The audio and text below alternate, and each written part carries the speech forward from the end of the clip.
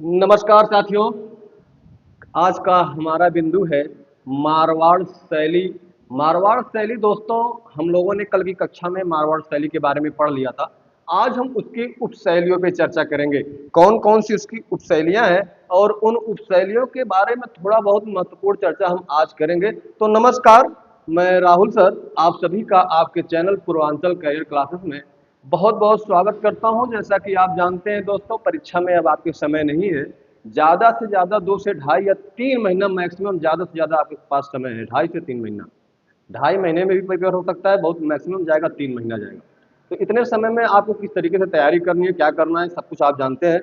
तो दोस्तों, आज का हमारा अगला बिंदु है, हम लोगों ने मारवाड़ शैली पे कल चर्चा किया था। आज उसी कड़ी में इसकी कुछ उप शैलियों पे चर्चा कर लेते हैं थोड़ा थोड़ा, जो कि हमारे लिए बहुत इंपॉर्टेंट जो चीजें होंगी उस पर हम थोड़ा सा विस्तार रूप से और नहीं थोड़ा थोड़ा चर्चा करते हुए आगे बढ़ेंगे। दोस्तों ध्यान दीजिएगा, ये जो राजस्थानी शैली हम पढ़ रहे हैं, इस राजस्थानी शैली के अंतर्गत मारवाड़ी शैली का जो हम लोग चर्चा कर रहे थे, पिछली कक्षा में चर्चा किए थे। तो इसमें हमने मारवाड़ी शैली का बहुत ही विस्तार ढंग से चर्चा किया था आपके सामने, मेरे दोस्तों, मेरे भाइयों। तो उसमें थोड़ी सी चीज छूट गई थी, इसे वही नोट करके ऐड कर लीजिएगा। थोड़ी सी चीजें छूट गई थी, छूटी नहीं थी, बस हमको समझ में आया कि इसको भी आपको जानना चाहिए, तो उसको भी आप जान लीजिए। नोट के रूप में आप उसको लिख सकते हैं कि जो मारवाड़ शैली थी दोस्तों, अगर नोट के रूप में आप लिखना चाहें तो आप लिख सकते हैं कि ओध नियुक्ति वृत्ति, एक बहुत ही महत्वपूर्ण नाम है, ओध नियुक्ति वृत्ति। ओध नियुक्ति वृत्ति सन 1060 ईस्वी की बात है। 1060 ईस्वी में जो आप कह सकते हैं कि मारवाड़ शैली है, इस मारवाड़ शैली के अगर प्रथम चित्रित अवशेष की बात की जाए, मारवाड़ शैली की, मारवाड़ शैली के प्रथम चित्रित चित्रित अवशेष अवशेष अगर मारवाड़ शैली के प्रथम चित्रित अवशेष की बात कर ली जाए तो यही ओध नियुक्ति वृत्ति वाला चित्र जो है सन 1060 ईस्वी में, यही सबसे पहले माना जाता है, सबसे पुराना अवशेष माना जाता है इस मारवाड़ शैली का। एक नाम हमने बताया था महाराजा मान सिंह का, तो मान सिंह के बारे में हमने चर्चा कर ही लिया था कि ये जो मारवाड़ शैली है अपने चरम को प्राप्त करती है किसके समय में, राजा राजा मान सिंह के समय में। किसके समय में? राजा मान सिंह के समय में यह शैली जो है अपने चरमोत्कर्ष को प्राप्त करती है। आप देखेंगे कि जो कर्नल टॉड थे, कर्नल कर्नल एक सेकंड, कर्नल टॉड बहुत इंपॉर्टेंट नाम है, इतिहासकार है। कर्नल टॉड ने जब इतिहास मारवाड़ का जो राजवंश था, उस मारवाड़ का इतिहास जब लिख रहे थे, ये कर्नल टॉड के ही सहयोगी थे। एक प्रकार से कह सकते हैं ये राजा मान सिंह जो थे, इन्होंने बड़ी सहायता की थी कर्नल टॉड की मारवाड़ के इतिहास को लिखने में। ये महत्वपूर्ण बिंदुओं पे आप नाम थोड़ा सा याद रखिएगा। और राजा भीम सिंह के बारे में भी हमने बताया था कल कि राजा भीम सिंह के समय में व्यक्ति चित्र, दरबार के चित्र, जुलूस आदि के चित्र बहुत ज्यादा पैमाने पे बड़ी संख्या में बने किसके समय में, महाराजा भीम सिंह के समय में। और एक गुड़भास है, गुड़भास नाम का ग्रंथ है, एक है गुड़भास नाम का ग्रंथ। यह गुड़भास नाम का जो ग्रंथ है, यह आप देखेंगे किस भाषा में लिखा गया है, डिंगल भाषा में। किस भाषा में? डिंगल भाषा में। किस भाषा में लिखा गया है दोस्तों? डिंगल भाषा में लिखा गया। हेमकवि के द्वारा इसके रचयिता कौन है? गुड़भास के रचयिता कौन है? तो इसके रचयिता हैं हेम कवि, हेम कवि। ये महत्वपूर्ण बातें थी, इसको आप याद रखिएगा कि गुणभास नामक ग्रंथ जो डिंगल भाषा में लिखा गया, उसके रचयिता, उसके लेखक कौन है? हेम कवि है। राजा मान सिंह के समय में राजा मान सिंह ने जब मारवाड़ का इतिहास लिखा जा रहा था कर्नल टाड के द्वारा, तो मान सिंह ने बड़ा सहयोग किया था। तो ये सब चीजें थोड़ा सा ध्यान रखिएगा। आइए आगे बढ़ते हैं। आज का हमारा अगला बिंदु है, नया बिंदु है, ध्यान दीजिएगा। बीकानेर शैली, ये राजस्थानी शैली के ही अंतर्गत हम पढ़ रहे हैं। राजस्थानी शैली के अंतर्गत आती है मारवाड़ शैली, और उसी मारवाड़ शैली की ये एक उपशैली है जिसका क्या नाम है? बीकानेर शैली। हम बीकानेर शैली की अगर बात कर लें, तो बीकानेर शैली की बात अगर कर लें कि सर्वप्रथम सर्वप्रथम अगर इसको किसी ने खोजा, सर्वप्रथम सबसे सामने यह प्रकाश में लाने का कार्य अगर किसी ने किया, तो एक है टेसी टोरी नाम के विद्वान, L C L C Tessitori, Tessitori, L C Tessitori doctor है, डॉक्टर एलसी टेसी टोरी। ये इटली के बहुत बड़े कलाविद थे। कहाँ के? इटली के, इटली के बहुत बड़े कलाविद थे। इन्होंने, ये जो एलसी टेसी टोरी हैं, इन्होंने सन 1916-17 में, 1916 या 1917 ईस्वी में सर्वप्रथम सबसे पहले इस बीकानेर शैली को प्रकाश में लाने का कार्य किया या खोजने का कार्य किया। किसने? इटली के कलाविद डॉक्टर एलसी टेसी टोरी ने। किसने? एलसी टेसी टोरी ने। इनके बाद भी लोगों ने खोजने का काम किया। एक है स्टेइन महोदय, 1941 में, 1941 में स्टेइन स्टेइन महोदय ने भी इस मारवाड़ शैली को प्रकाश में लाने का काम किया। लेकिन सर्वप्रथम यही जो इटली के कलाविद है टेसी टोरी महोदय, यही इन्हीं की देन है। हरमन गोयड जी भी 1946 में इसको प्रकाश में लाने का कार्य करते हैं। इनका भी नाम याद रखिएगा। 1946 ईस्वी में, 1946 ईस्वी में हरमन गोएट्ज, ये जो है ये जर्मनी विद्वान है, जर्मनी कलाविद है, जर्मन के रहने वाले कलाविद हैं। इन्होंने 1946 ईस्वी में, यानी हरमन गोएट्ज ने 1946 ईस्वी में इस बीकानेर शैली को प्रकाश में लाने का श्रेय इनको भी जाता है। लेकिन सर्वप्रथम पूछेगा कि यही एलसी टेसी टोरी का नाम लिया जाएगा। हम बात कर लेते हैं दोस्तों इस शैली के, ये जो बीकानेर शैली है, बीकानेर शैली के, अगर बीकानेर जो नगर है, उस नगर में चित्रित होने वाले चित्र की जो शैली थी उसे बीकानेर शैली कह दिया गया। लेकिन उससे पहले वह नगर तो बसा होगा, कौन? यही बीकानेर। इसकी स्थापना की हम बात कर ले, इसकी स्थापना, इस नगर की स्थापना की अगर हम बात कर ले, किस नगर की? बीकानेर नगर की। तो सर्वप्रथम दोस्तों आप ध्यान दीजिएगा, ये 1488 ईस्वी में, कब? 1488 ईस्वी में एक थे मारवाड़ के राजा, आपने कल पढ़ा था जोधा जी, क्या नाम पढ़ा था? मारवाड़ के राजा थे। कौन राजा थे भाई? मारवाड़ के राजा थे जोधा जी।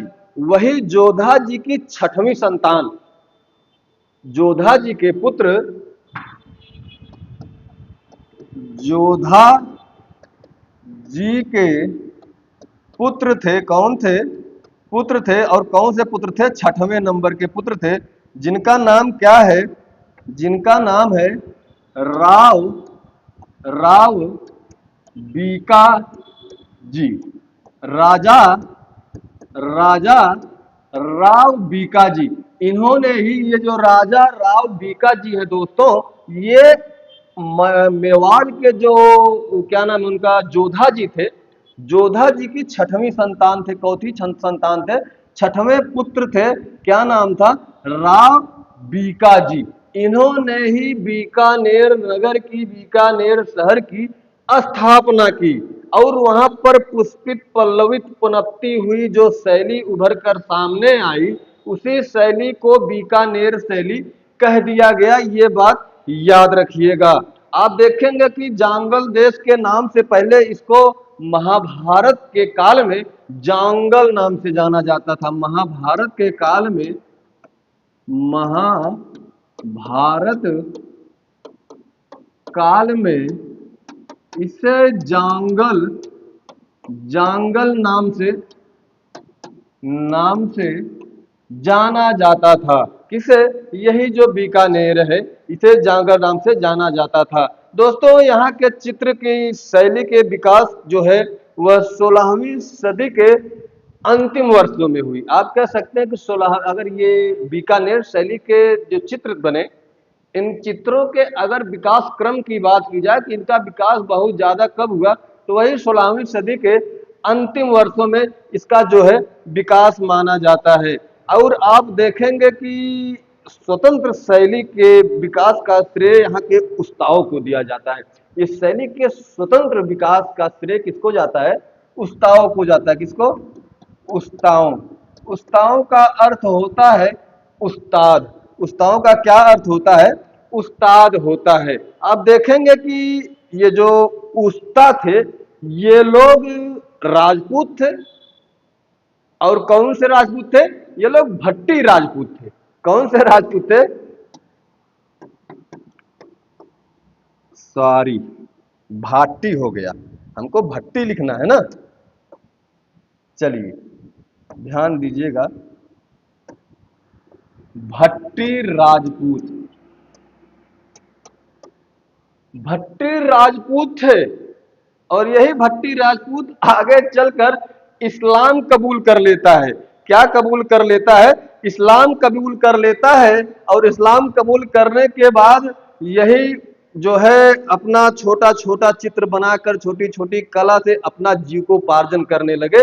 कौन? यहाँ के जो भट्टी राजपूत थे, वही, उन्हीं की बात हो रही है। बीकानेर से संबंधित उस्ताद जो है अली रजा, मुगल चित्रकला से संबंधित अगर अली रजा की बात कर ली जाए, बहुत महत्वपूर्ण नाम है। उस्ताद या उस्ता अली रजा, ये मुगल कालीन चित्रकला से संबंध रखते थे। कौन? ये उस्ता अली रजा मुगल कालीन चित्रकला से संबंधित रहते थे। देखेंगे कि बीकानेर के जो प्रारंभिक चित्रकार हैं, इनकी गणना उसमें की जाती है। जो बीकानेर के भैया, मेरे दोस्त, मेरे भाई, मेरे भावी शिक्षक, अध्यापक एवं अध्यापिकाओं, जो उस्ताद अली रजा हैं, इनका संबंध मुगल कालीन चित्रकला से भी है। लेकिन इन्होंने चित्रकारी करने का काम, और इनको चित्रकार एक बहुत ही अच्छे चित्रकार का दर्जा यहीं पर मारवाड़ शैली के बीकानेर उपशैली में मिलता है। और ये बीकानेर शैली के प्रारंभिक चित्रकारों में गिने जाते हैं। कौन? यही उस्ताद अली रजा। ध्यान रखिएगा कि जहांगीर व शाहजहां के ये जो मुगल कालीन शासक थे, जहांगीर और शाहजहां, इनके प्रभाव में, इनके प्रभाव के कारण, जहांगीर और शाहजहां के कारण थोड़ा सा इनका प्रभाव पड़ा। कैसा प्रभाव पड़ा? कि बीकानेर शैली में क्या प्रभाव पड़ा जहांगीर और शाहजहां का, कि यहाँ की शैली के जो चित्र हैं उनमें सुनहरे रंगों का भी प्रयोग होने लगा या किया जाने लगा। तो सुनहरे रंगों का प्रयोग किसके प्रभाव से हुआ? ये मुगल कालीन चित्रकला का प्रभाव इस बीकानेर शैली पे पड़ता है, जिसके कारण इसमें भी सुनहरे रंगों का प्रयोग होने लगता है। मुगल कालीन चित्रकला में अगर हम नाम पूछ ले तो वह जहांगीर और शाहजहां का नाम लिया जाता है। उन्हीं का सबसे ज्यादा प्रभाव इस शैली पर पड़ा, जिसका कारण यह रहा कि सुनहरे रंगों का यहाँ के चित्रों पर प्रयोग होने लगा। दोस्तों देखिएगा कि एक है हामिद रुकनुद्दीन। हामिद रुकनुद्दीन जो है, ये बीकानेर के दरबार में, क्या नाम है? रुकनुद्दीन, उस्ताद रुकनुद्दीन। बहुत ही अच्छे चित्रकार थे। कौन? उस्ताद रुकनुद्दीन। ये आप बीकानेर के दरबार में रहकर रसिक प्रिया रसिक प्रिया रसिक प्रिया का चित्रण करने का काम किया। किसने? यही रुकनुद्दीन ने। क्या किया? चित्रण करने का काम किया। किसने? यही रुकनुद्दीन ने। किसका? रसिक प्रिया का। आप ध्यान देंगे कि जो एक और अच्छे चित्रकार का नाम आता है हिसामुद्दीन। हिसामुद्दीन जो था, क्या नाम था? हिसामुद्दीन। यह भी अच्छा। आप ध्यान दीजिएगा कि बीकानेर शैली में सर्वाधिक चित्रकार मुस्लिम थे। जो बीकानेर उपशैली है मारवाड़ की, इसमें सर्वाधिक चित्रकारों की संख्या किसकी थी? मुसलमानों की थी, मुस्लिमों की थी। हिसामुद्दीन जो था, इस नाम का, जो हिसामुद्दीन नाम का जो मेरे दोस्तों चित्रकार रहता था बीकानेर शैली में, इसने ऊंट की खाल पर सुराही नुमा आकृति में, इसने, यही जो हिसामुद्दीन है, इसने ऊंट की खाल पे आप देखेंगे तो सुनाही नुमा आकृति पर लाख के रंगों से सजावट करने का काम किया। किसने? यही हिसामुद्दीन ने। इस पर ऊंट की खाल पर बने सुराही नुमा आकृति पर लाख के रंगों से उसको सजाने का, चित्रित करने का काम किया। किसने? यही हिसामुद्दीन। इसलिए इसको भी याद रखिएगा। आगे हम देख लेते हैं, एक बहुत ही अच्छा नाम है राजा अनूप सिंह का। किसका नाम आता है? ध्यान दीजिएगा और बने रहिएगा। आप लोगों के लिए बहुत ही महत्वपूर्ण टॉपिक होने वाली है। क्या नाम है? राजा अनूप सिंह। इनका समय रहा है 1669 से 1698 ईस्वी। चलिए ध्यान दीजिएगा, बहुत ही इत्मीनान से पढ़िएगा दोस्तों। बहुत ही महत्वपूर्ण टॉपिक है, यहाँ से क्वेश्चन आते ही आते हैं। तो कमेंट में एक चीज ये भी बताइएगा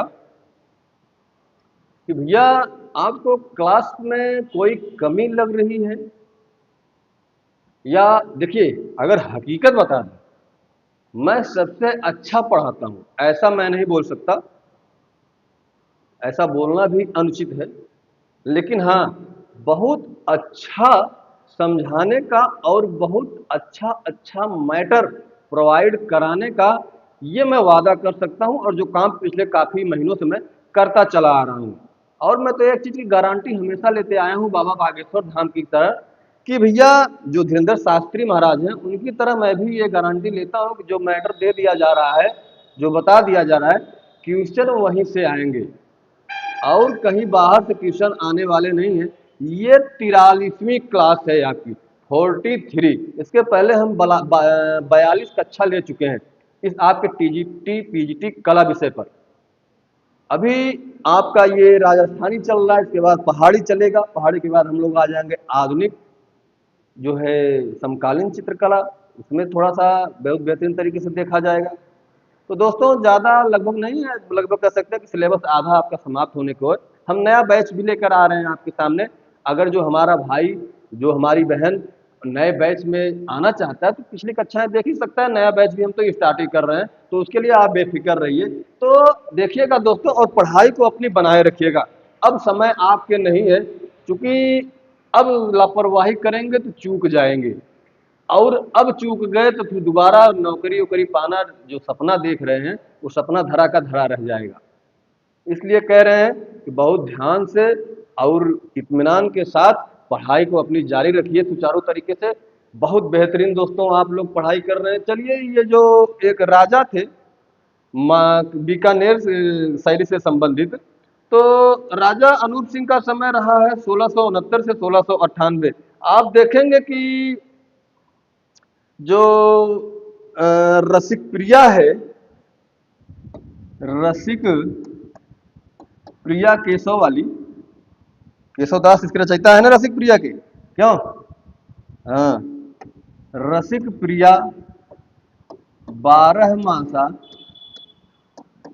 बारहमासा, भागवत पुराण आदि चित्रण इन्हीं के समय में हुआ। किसके? अनूप सिंह के समय में। और इन्हीं के समय में यह शैली जो बीकानेर शैली है अपने अपने चरमोत्कर्ष को प्राप्त करती है, अपने चरम को प्राप्त करती है। ध्यान दीजिएगा, आपसे क्वेश्चन पूछेगा कि बीकानेर शैली अपने चरमोत्कर्ष को किस शासक के काल में प्राप्त करती है, तो उस शासक का नाम है मेरे प्यारे सिपाहियों राजा अनूप सिंह, जिनका समय 1669 से 1698 रहा है। राजा गज सिंह बहुत ही, ये जो अच्छा चित्रकार था शाह मुहम्मद, एक बहुत ही आप कह सकते हैं कि शाह मुहम्मद जो था, शाह मुहम्मद बहुत ही प्रसिद्ध चित्रकार था। ये किसके समय में रहता था? राजा गज सिंह। एक राजा हुआ करते थे उस क्षेत्र के, जिनका नाम था गज सिंह। यही गज सिंह के समय में बहुत ही महान चित्रकार हुआ, जिसका नाम है शाह मुहम्मद। शाह मुहम्मद के काल में जो देखेंगे कि इसी के काल में एक बहुत ही आप कह सकते हैं कि उत्कृष्ट नमूना देखने को मिलता है, बहुत ही सुंदर उदाहरण देखने को मिलता है चित्रकला का। स्त्री बच्चे के साथ खेलते हुए नामक जो चित्र है, कौन सा चित्र है? स्त्री बच्चे के साथ खेलते हुए। ये जो स्त्री बच्चे के साथ खेलते हुए जो नामक चित्र है, बहुत ही उत्कृष्ट, बहुत ही सुंदर, बहुत ही लाजवाब उदाहरण है बीकानेर शैली का। किसके समय में चित्रित होती है? यही जो क्या नाम है, राजा गज सिंह के समय में। किसके समय में? राजा गज सिंह के समय में स्त्री बच्चे के साथ खेलते हुए सबसे उत्कृष्ट नमूना देखने को मेरे दोस्तों मिलता है राजा गज सिंह के समय में। राजा कर्ण सिंह एक और राजा थे, राजा कर्ण सिंह। राजा कर्ण सिंह अगर देखेंगे तो दरबारी चित्रकला या चित्रकार इनकी राजा गज सिंह जो थे, एक सेकंड थोड़ा इसको साफ मतलब ऊपर कर लेते हैं ताकि लिख भी सकें। आपको भाई बातें पूरी तरीके से समझ में आनी चाहिए, हमारी गारंटी है। लेकिन आप जो है ईमानदारी से पढ़ाई को करते रहिए और अंत तक बने रहिए, ये आपकी जिम्मेदारी है। तो राजा जो कर्ण सिंह थे, इनका एक दरबारी चित्रकार था अली रजा। क्या नाम था?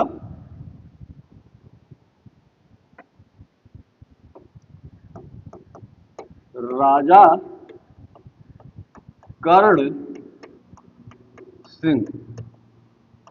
राजा कर्ण सिंह का एक दरबारी चित्रकार था, इन्हीं का एक दरबारी चित्रकार था जो जिसका नाम था अली रजा। क्या नाम था? अली रजा। अली रजा नाम का जो चित्रकार था राजा कर्ण सिंह के समय में रहता था। इसने लक्ष्मी,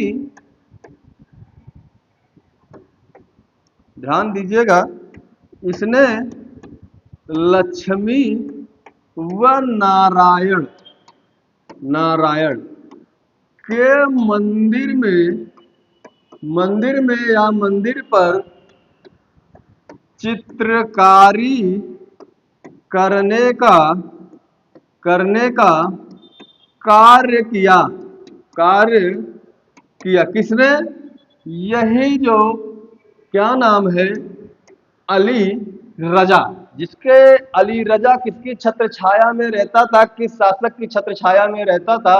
उस राजा का नाम है राजा कर्ण सिंह।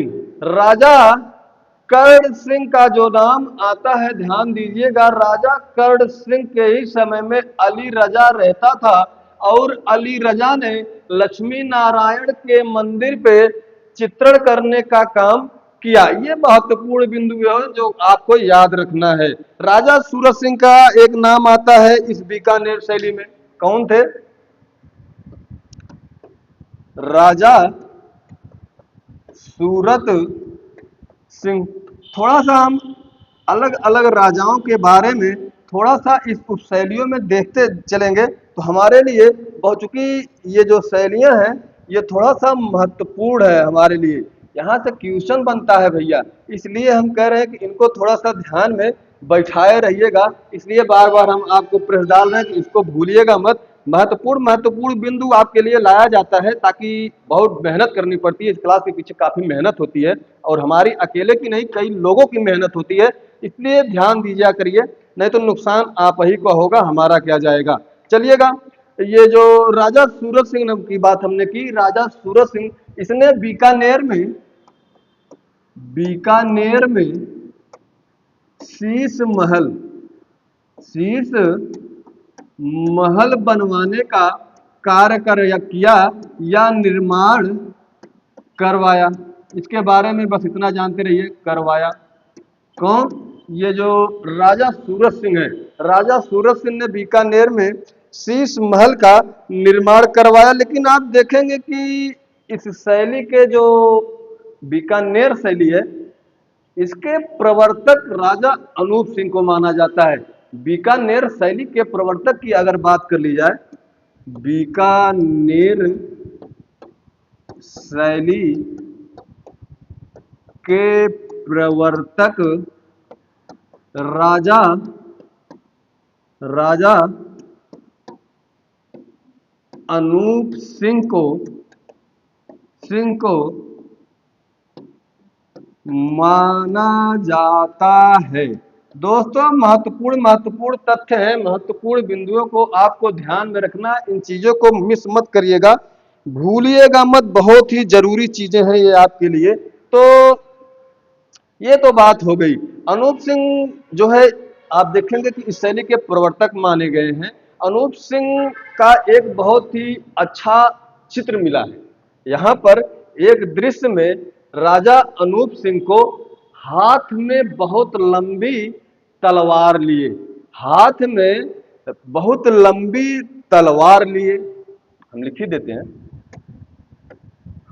चलिए, एक दृश्य में राजा अनूप सिंह की बात हो रही है दोस्तों, यही राजा अनूप सिंह, इन्हीं की बात हो रही है, ध्यान दीजिएगा। इनका एक चित्र प्राप्त हुआ है, एक दृश्य में राजा अनूप सिंह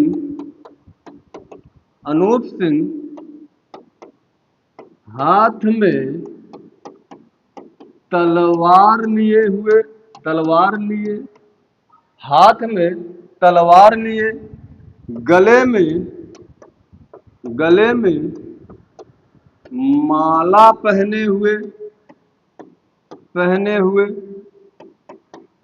और कान में कुंडल धारण किए हुए चित्रित किए गए हैं। महत्वपूर्ण चित्र है, इसको आपके भैया हो टोंगा में गठियावे परी, अखिया कुतरिया से एकदम स्कैन कैला, का करा स्कैन कैला अखिया कुतरिया से और टोंगवा में गठियाल। जितनी बात बताई जात हो आपको देखिएगा, यहीं से जो कक्षाएं ली जा रही हैं, वादा करता हूं, गारंटी देता हूं, क्वेश्चन सीधा सीधा जो कक्षाएं ली जा रही है वहीं से मिलेगा। इस चीज को, इस बिंदु को ध्यान रखिएगा। और चचा, ये जो राजा अनूप सिंह हाथ में तलवार लिए, गले में माला पहने हुए, कानों में कुंडल धारण किए हुए दिखाए गए, चित्रित किए गए हैं, बहुत ही अच्छा चित्रकारी है। किस शैली का चित्र है यह जो है बीकानेर शैली का है। अगर हम बात कर लें इस बीकानेर शैली के प्रमुख चित्रकारों की, और प्रमुख चित्रकारों के बाद प्रमुख चित्रों की बात कर लें, तो हमारे लिए बहुत ही अच्छा काम होगा। बस इस टॉपिक में बीकानेर शैली में बस दो चीजें और बची हैं, प्रमुख चित्रकारों को देख लेते हैं और कुछ अन्य चित्र जो हैं इस शैली में बनाए गए उनको देख लेते हैं। ज्यादा कुछ इसमें और नहीं पढ़ने की जरूरत है। चलिएगा, तमाम प्रकार की इसमें उपशैलियां हैं जो हमारे लिए जितनी महत्वपूर्ण होगी हमको उस पर उतना विस्तार ढंग से पढ़ना होगा, जो हमारे लिए कम महत्वपूर्ण होगी उनको हम उतना कम पढ़ेंगे। तो हमारे लिए जो महत्वपूर्ण होगा उस पर हम चर्चा कर ही रहे हैं। तो आइए देखते हैं कि इस शैली के, ध्यान दीजिएगा, बीकानेर शैली के प्रमुख चित्रकार, ये शहाबुद्दीन, रुकनुद्दीन। अरे भैया आप देखिएगा कि ऐसे ऐसे हमने बताया ना कि मुसलमान चित्रकारों की संख्या इसमें ज्यादा थी। तो ध्यान दीजिएगा, बहुत जरूरी है, आपके लिए बहुत महत्वपूर्ण बिंदु है जिस पे चर्चा करने चल रहे हैं हम। ध्यान दीजिएगा दोस्तों कि बीकानेर शैली के प्रमुख चित्रकारों की अगर हम बात कर लें तो इसमें आपके रुकनुद्दीन, कौन का है, रुकनुद्दीन, बहाउद्दीन। रुकनुद्दीन ये जो है, रुकनुद्दीन का नाम सबसे पहले लिया जाता है, बहाउद्दीन है, सहाउद्दीन, एक बहुत ही अच्छी चित्रकार है सहाउद्दीन। क्या नाम है? सहाउद्दीन। सहाउद्दीन,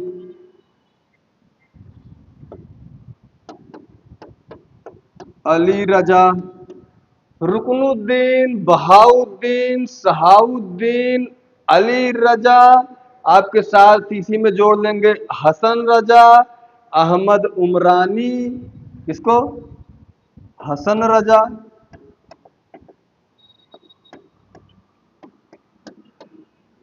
अहमद उमरानी। कितने हो गए, कितने चित्रकार? दो चार छह, बस दो चार का नाम और देख लीजिए जो कि महत्वपूर्ण महत्वपूर्ण आपके लिए हैं। तो हो गए आपके, ये कौन कौन हो गए? उस्ताद कादिर हो गए, उस्ताद कादिर के बाद मोहम्मद उस्ताद हो गए, मोहम्मद उस्ताद, इब्राहू, ईसा, नाथू, इब्राहू, बैठ जाइए यार, तो कहीं बैठे, ईसा, ईसा, इब्राहू हो गए। बैठिए बैठिए, आ रहे हैं ना आप लोग, वहाँ पे चलिए ऑफिस में बैठिए, वहीं आपसे आके मिलते हैं। ठीक है, ठीक। एक नाम है हिसाबुद्दीन, हिसाबुद्दीन, कौन कौन हो गए? इब्राहू, इब्राहू हो गए, इब्राहू हो गए, आपके ईसा हो गए, मोहम्मद इब्राहू के साथ साथ नाथू हैं, नाथू के साथ साथ एक बहुत ही महत्वपूर्ण चित्रकार हैं, नाथू के साथ साथ लूफा। क्या नाम है? लूफा। ये जो लूफा नामक चित्रकार है दोस्तों, ये लूफा नामक चित्रकार इस बीकानेर शैली का अंतिम चित्रकार माना जाता है। याद रखिएगा कि टोंगम गठियावे वाली बात बा कि जो लूफा नामक चित्रकार है यह बीकानेर शैली का जो है यह अंतिम अंतिम चित्रकार माना जाता है। कौन? यही जो लूफा नामक चित्रकार है। तो ये महत्वपूर्ण चित्रकार आपके सामने है, एकदम स्कैन कर रखिए कुतरिया हमरे भैया लोग, और एक स्क्रीन शॉट ले चाहत स्क्रीन शॉट ले ले, न मन कहे तो ऐसे स्कैन कर ले, वो न मन कहे अगर और अच्छे से पढ़े हो तो एकदम लिख डाला है कि नोट कर चला। एक जगह पैबा ना हमरे लाला, बहुत छाट छाट के लावे पड़त है। मेहनत हम कठिन, फायदा तो लोग उठावा ने, तो लोग खातिर मेहनतिया हो दोस्त। तो ए पे ज्यादा मेहनत तो हम लोग के ना करे को, बस एक अखिया से हमारा स्कैन हुई है और है नमवा रट उठ के हटा दा। कहे से कि जो रुकनुद्दीन है, बहाउद्दीन है, सहाउद्दीन है, अली रजा है, हसन रजा है, अहमद उमरानी है, इब्राहू है, ईसा है, लूफा है, मुराद है, मुराद के साथ साथ मोहम्मद उस्ताद हैं। कौन? मोहम्मद कादिर का नाम नहीं लिखे का? एक मोहम्मद कादिरो ही थे, मोहम्मद कादिर। और मोहम्मद उस्ताद का लिखे हैं कि नहीं, इसे में ऐड कर लीजिए, मोहम्मद उस्ताद। भैया ये बहुत अच्छे अच्छे चित्रकारों को हमने लिख दिया है आपके सामने। आप ध्यान दीजिएगा, बीकानेर शैली के ये चित्रकार थे। आइए आगे बढ़ लेते हैं और देख लेते हैं। चलिए थोड़ा साफ कर लें। चलिए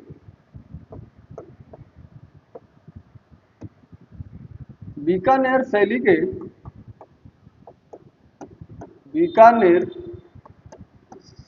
शैली के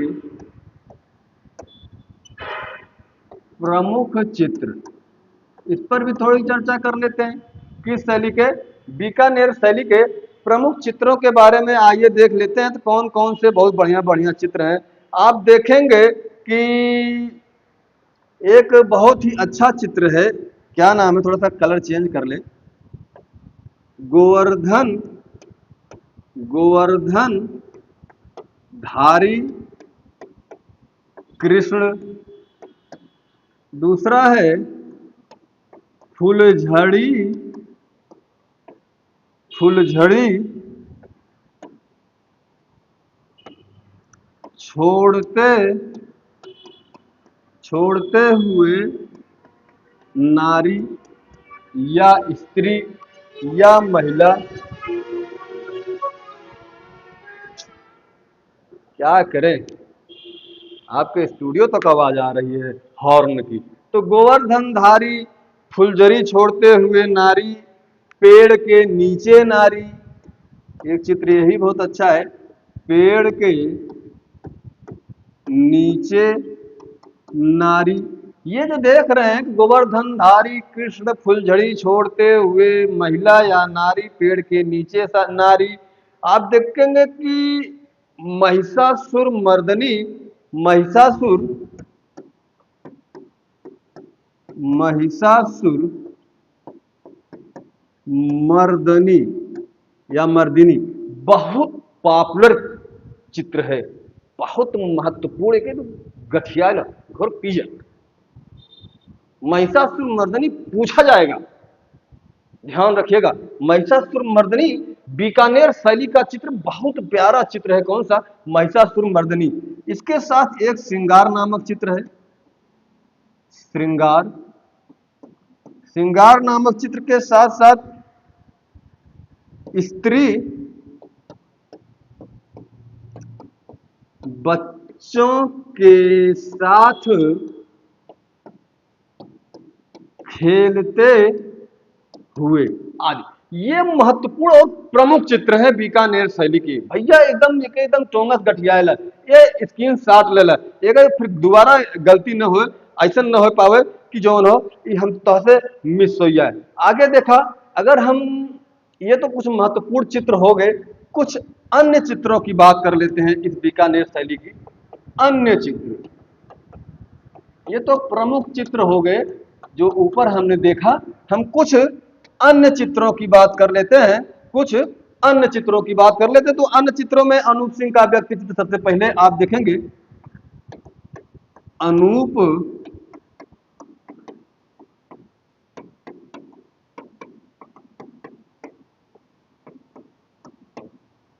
ये जो अनूप सिंह का व्यक्ति चित्र है, एक है मरु ग्राम्य जीवन, बहुत ही प्यारा सा चित्र है। कौन सा? मरु ग्राम्य जीवन।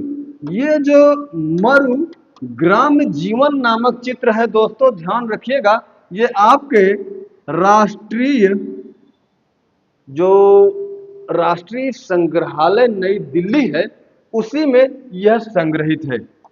राष्ट्रीय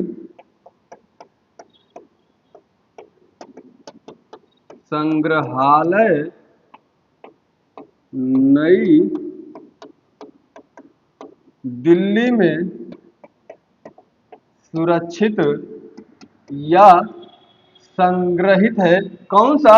ये मरु ग्राम्य जीवन। इसके लिए ये याद रखिएगा। गोवर्धनधारी जो चित्र है उसकी चित्रकार कौन है, अभी हम बता देते हैं आपको। चलेगा, बारी बारी से जो महत्वपूर्ण चित्रों है हम उसको बता देंगे। राधा कृष्ण का वर्षा विहार, आप देख लीजिए अन्य चित्रों में। राधा कृष्ण का वर्षा विहार, यह भी बहुत अच्छा चित्र है इसी बीकानेर शैली का, इसको भी याद रखिएगा। और एक महत्वपूर्ण चित्र है रूठी हुई राधिका। कौन सी? रूठी हुई राधा या राधिका। नुकरुद्दीन महोदय ने इसकी चित्रकारी थी, किसने? रुकनुद्दीन। इसके चित्रकार कौन थे? यही रुकनुद्दीन। कौन से के? अरे नूरुद्दीन है, सॉरी, रुकनुद्दीन ने क्या लिख दिया,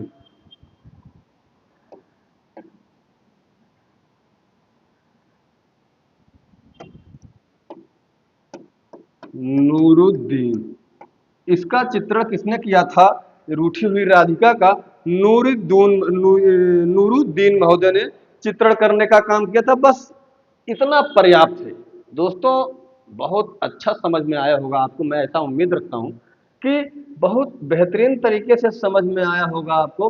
ध्यान दीजिएगा कि ये जो प्रमुख चित्रकारों के बारे में हमने आपको लिखवाया है, पढ़ाया है, समझाया है बीकानेर शैली के, आप देखेंगे इसमें प्रमुख चित्रकारों में आप देखेंगे कि ये जो गोवर्धनधारी कृष्ण है, गोवर्धनधारी कृष्ण का ये इसका गोवर्धनधारी कृष्ण का इसका चित्रण करने का कार्य सहाउद्दीन ने किया है। कौन? सहाउद्दीन ने किसका चित्रण करने का काम किया है? गोवर्धन धारी कृष्ण का। फुलझड़ी छोड़ती हुई नारी, जो फुलझड़ी छोड़ती हुई नारी है, इसका चित्रण ईसा ने किया था। किसने? ईसा जी ने।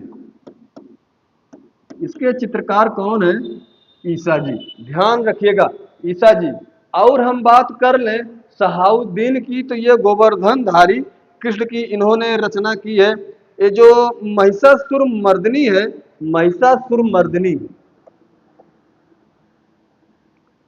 इसकी चित्रकारी हसन रजा ने की। महत्वपूर्ण महत्वपूर्ण चित्रों को और उससे संबंधित महत्वपूर्ण चित्रकारों का नाम मैं आपको बता रहा हूं ना, कि इतना मैटर इतना बेहतरीन तरीके से दिया जा रहा है, कहीं मिलने वाला नहीं है, वो भी बिल्कुल मुफ्त मुफ्त मुफ्त सारी चीजें। अच्छा, कहीं ऐसा तो नहीं है कि मुफ्त में दिया जा रहा है? भैया, जो फ्री की चीजें होती उनका कोई कद्र नहीं करता। रोएगा वह बच्चा जो अगर इस क्लास को इग्नोर करेगा। क्योंकि क्योंकि सारी चीजें एक ही जगह समाहित कर दी गई हैं। सारी चीजें आपको किसी एक क्लास में मिलने वाली नहीं है। अदर कहीं जगह आप पढ़ने जाएंगे, आप पढ़िए, अदर जगह पढ़िए, सब लोग पढ़ाते हैं, बहुत अच्छा पढ़ाते हैं। हम ये नहीं कह रहे हैं कि हम ही अच्छा पढ़ाते हैं, लेकिन मैटर, जो मैटर का कलेक्शन है, हमने बहुत अच्छे अच्छे जगह से, बहुत अच्छी अच्छी पुस्तकों से ला के रखा है, जो कि हर चीज एक जगह आपको नहीं मिलेगी।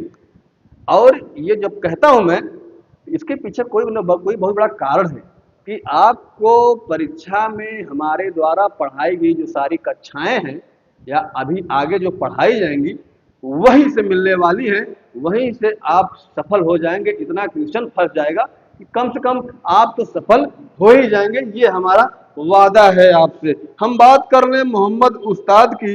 एक मोहम्मद उस्ताद, अभी हमने देखा था मोहम्मद उस्ताद, उन्होंने एक बहुत ही अच्छी चित्रकारी की है, पेड़ के नीचे नारी।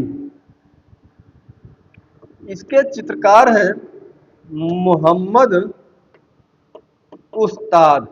तो दोस्तों बने रहिएगा, और आगे कल की कक्षा में हम दूसरी उपशैली जो इसकी है, अजमेर या किशनगढ़, जो भी उपशैलियां हैं, उस पर कल की कक्षा में हम लोग चर्चा करेंगे। आज के लिए बस इतना ही। तब तक के लिए पढ़ते रहिए, व्यस्त रहिए, मस्त रहिए। धन्यवाद।